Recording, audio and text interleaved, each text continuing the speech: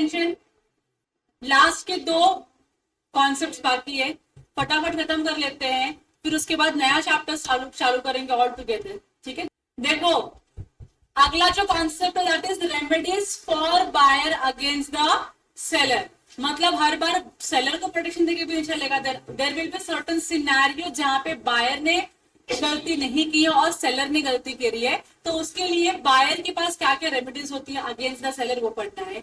तो सबसे पहला सेक्शन नंबर 57 में बोला है डैमेजेस फॉर नॉन डिलीवरी। अगर सेलर ने टाइम पे गुड्स डिलीवर नहीं किया या डिलीवर ही नहीं किया तो क्या बायर को लॉस हो सकता है उसकी वजह से? तो क्या बायर डैमेजेस क्लेम कर सकता है? यस और नो? वही लिखा है, where the seller wrongly neglects or refuses to deliver the goods to the buyer, the buyer may sue the seller for the damages for non delivery। Non delivery के लिए buyer seller के ऊपर case file कर सकता है। पहला section खत्म, कोई दिक्कत नहीं। दूसरा, सूट फॉर स्पेसिफिक परफॉर्मेंस। याद आ रहा आपको कॉन्ट्रैक्ट एक्ट में हमने पढ़ा था रेमेडीज ब्रीच हुआ तो क्या बायर बोल सकता है सेलर को नहीं तुझको तो कॉन्ट्रैक्ट परफॉर्म करना ही पड़ेगा, मुझे कोई डैमेजेस नहीं चाहिए, खाली परफॉर्मेंस चाहिए? बोल सकता है कि नहीं बोल सकता? यस। तो 58 क्या बोलता है, where the seller commits breach of contract of sale the buyer can appeal to the court for the specific performance. मतलब आप किसी इस तरीके के गुड्स में डील कर रहे हो जो उस प्राइस पे जब आपने कॉन्ट्रैक्ट किया था उस प्राइस पे अब वो गुड्स आपको नहीं मिलेगा अगर आप मार्केट से परचेस करोगे, तो you want the seller to sell the goods to you. आप उसके लिए केस करो और परफॉर्मेंस करवा लो। And the court can order for the specific performance only when the goods are ascertained और स्पेसिफिक। अनअसर्टन गुड्स के लिए कोई स्पेसिफिक परफॉर्मेंस नहीं होगा, तो गुड्स क्या होना चाहिए?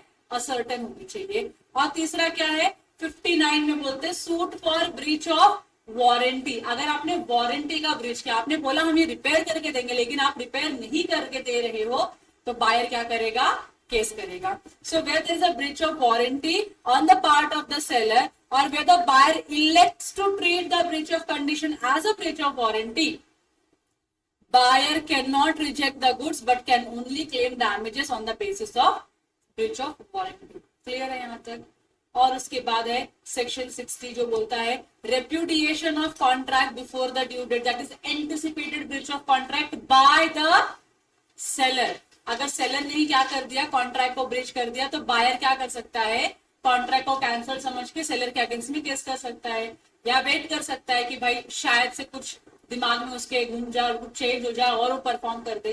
दोनों पॉसिबल है कि नहीं है? So either party to a contract of sale repudiates the contract before the due date of the delivery, other may either treat the contract as subsisting, या तो आप ऑपरेटिव मान सकते हो till the date of delivery, or he may treat the contract as rescinded and sue for the damages for the breach। Simple. ये हमने पढ़ा था एंटिसिपेटरी ब्रीच ऑफ कॉन्ट्रैक्ट, उसका इफेक्ट क्या था हमने पढ़ा था। और लास्ट में है suit for interest। The court may award interest at such a rate as it thinks fits on amount of the price to the buyer in a suit by him for the refund of the price in case of breach of contract। Contract का breach हुआ, buyer क्या कर रहा है? Contract repudiate कर रहा है, price मांगेगा और बोलेगा मेरे को उसके साथ क्या चाहिए? इंटरेस्ट भी चाहिए। मांग सकता है क्या बायर? तो ये कोर्ट के ऊपर है, उसको कितना इंटरेस्ट प्रोवाइड करना है ये कोर्ट डायरेक्ट करेगी, कोर्ट गाइड करेगी और उसके बेसिस पे बायर को क्या मिल जाएगा? इंटरेस्ट भी मिल जाएगा। यहाँ तक क्लियर है? बस ये 5 क्या थे आपके राइट्स ऑफ बायर। बायर के राइट्स यहाँ पे खत्म हो गए अगेंस्ट द सेलर। अब लास्ट का जो कॉन्सेप्ट है that is auction sale. Auction sale section number 64 में लिखा है। Do you guys know what is auction sale? Auction sale सबको पता है, मतलब ये एंटीक पीस है, मुझे उसको बेचना है, हायर प्राइस पे बेचना है, तो मैं क्या करूंगी? बिड बुलाऊंगी। मैं बोलूंगी ये एंटीक पीस है, ये सेल करने वाले हैं, बिड इस तारीख को होगा।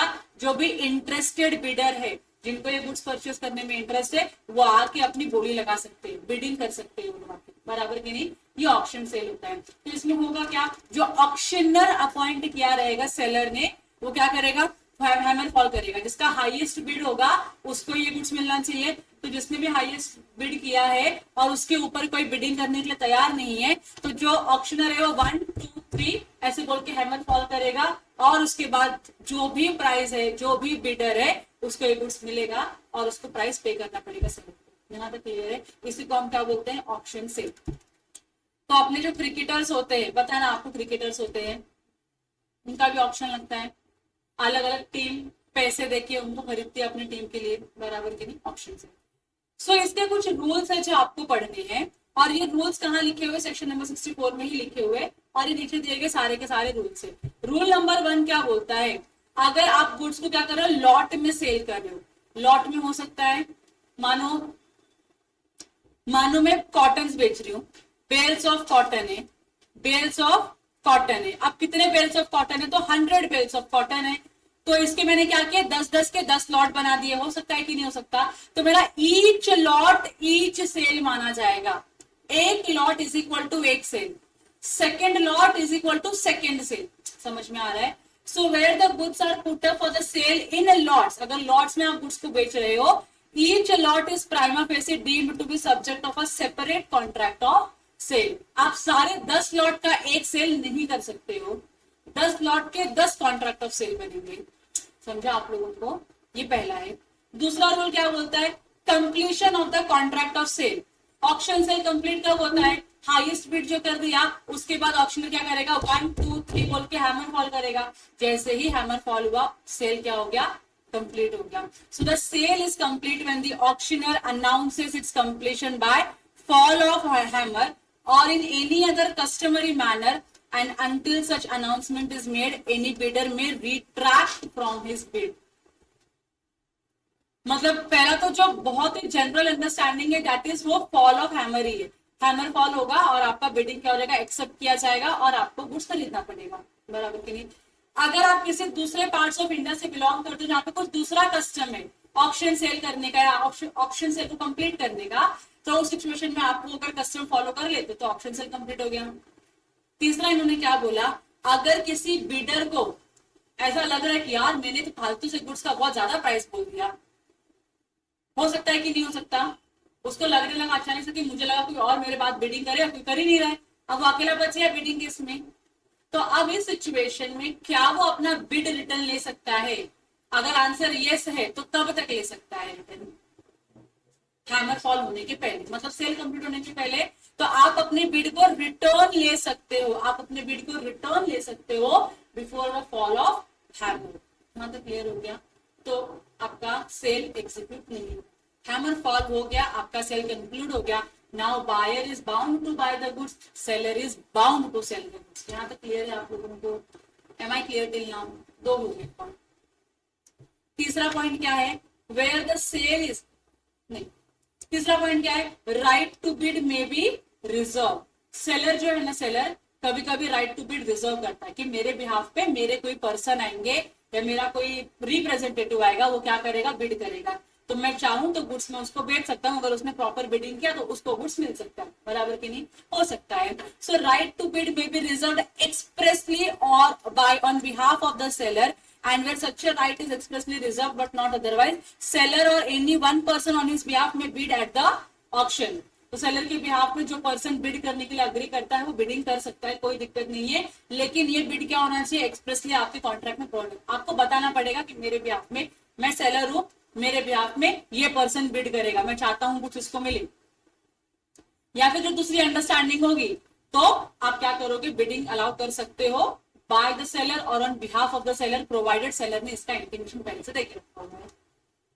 Where the sale is not notified by the seller, मतलब सेलर अपना एक बंदा अपॉइंट करता है बिडिंग करने के लिए, जो अननेसेसरी उस बिड का जो प्राइस है ऊपर लेके जाना चाहता है, या फिर कोई अदर रीजन से, लेकिन उसने ये अपना इंटेंशन इंटीमेट नहीं किया है किसी और को, नोटिफाई किसी और को नहीं किया है, तो बायर को जब मालूम पड़ेगा आगे जाके कि सेलर ने भी अपना एक बंदा बिठाया था बिडिंग करने के लिए, जो उसने नहीं बताया था हम सबको, इसके लिए कॉन्ट्रैक्ट क्या हो जाएगा? वॉइडेबल हो जाएगा at the option of the buyer.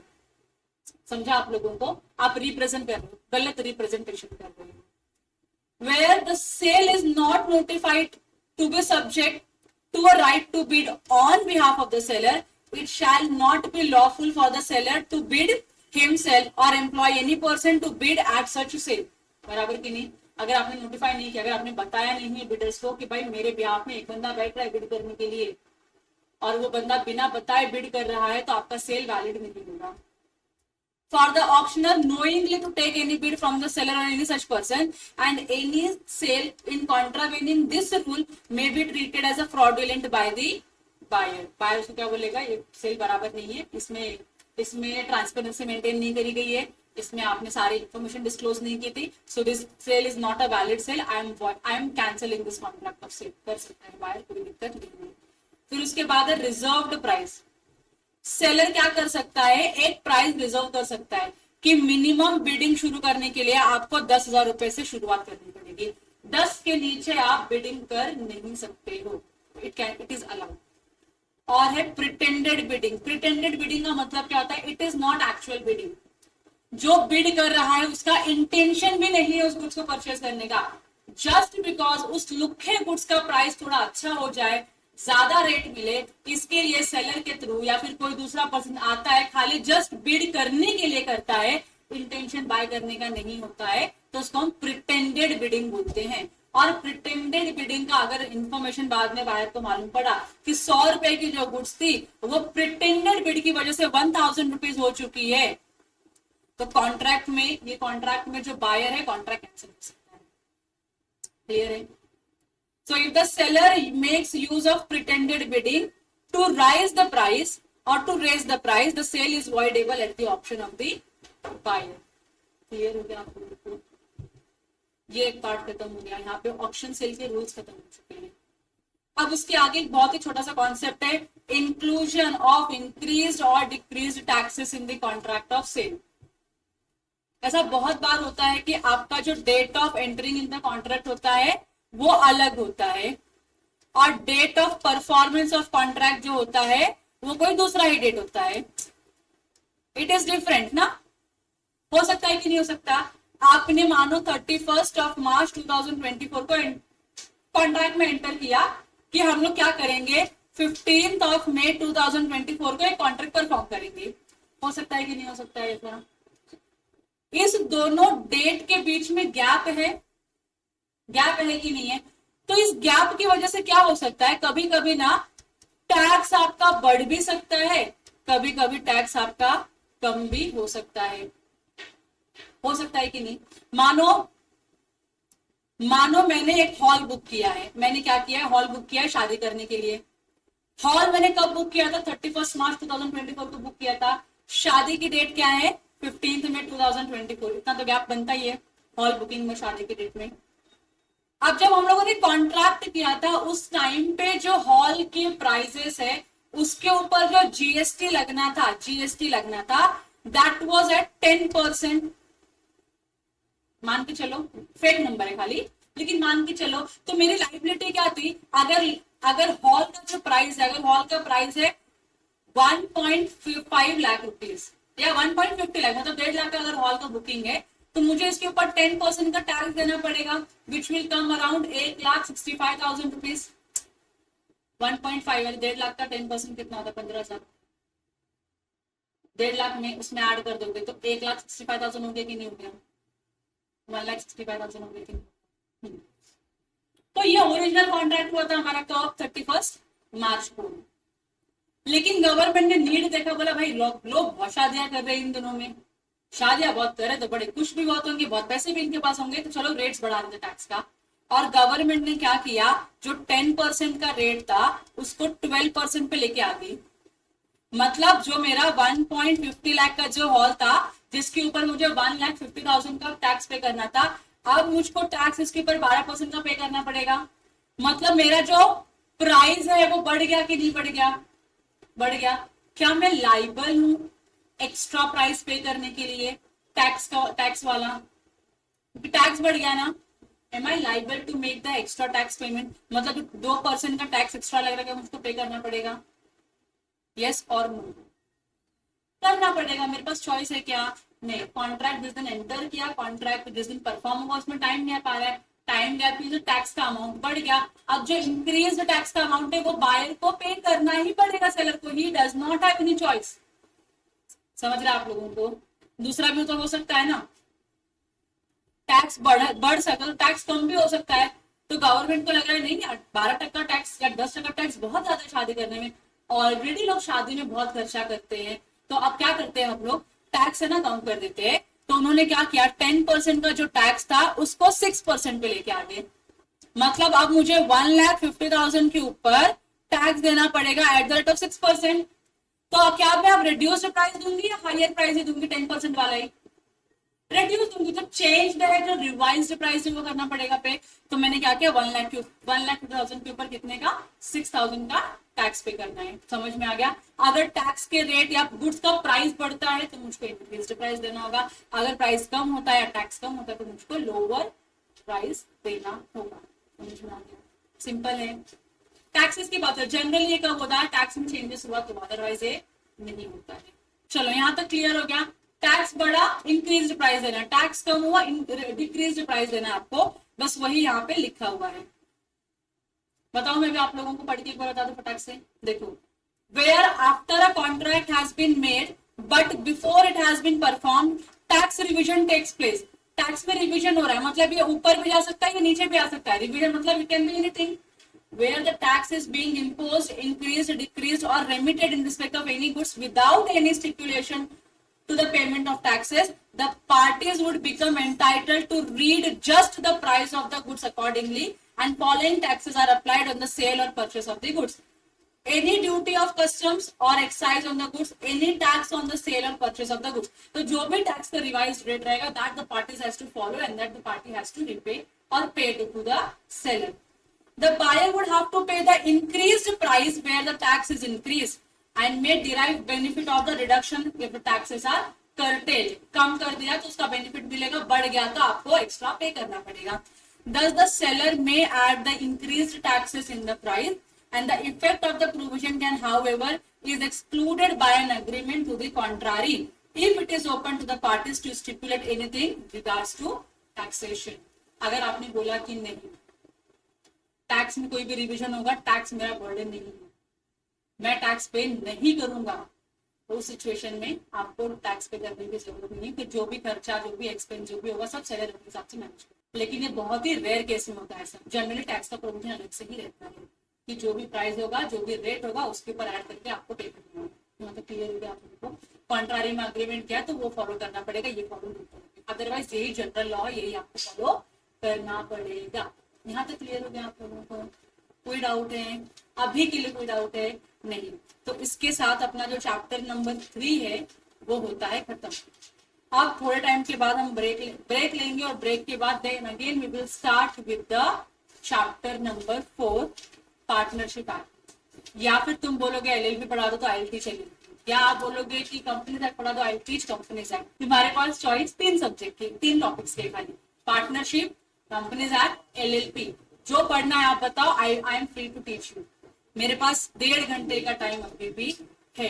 Okay okay, take your own decision and let me know whatever is your decision. That's all for the day. Thank you, bye bye.